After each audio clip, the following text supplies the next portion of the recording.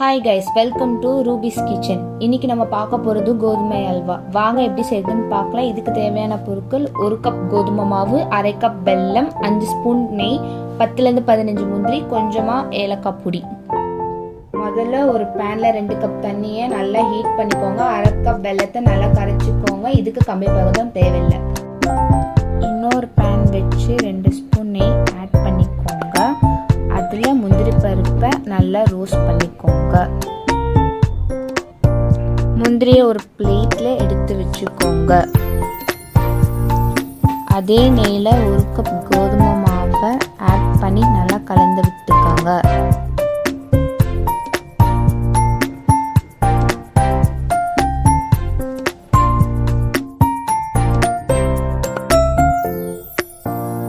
தேவைப்பட்ட இதில் நெய் கொஞ்சம் ஆட் பண்ணிக்கோங்க.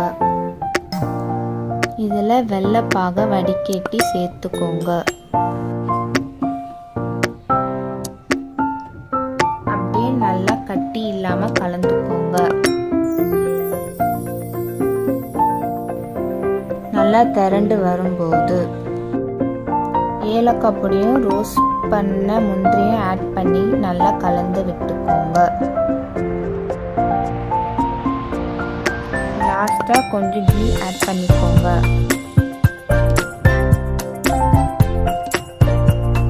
கீ ஆட் பண்ணி நல்லா மிக்ஸ் பண்ணிக்கோங்க.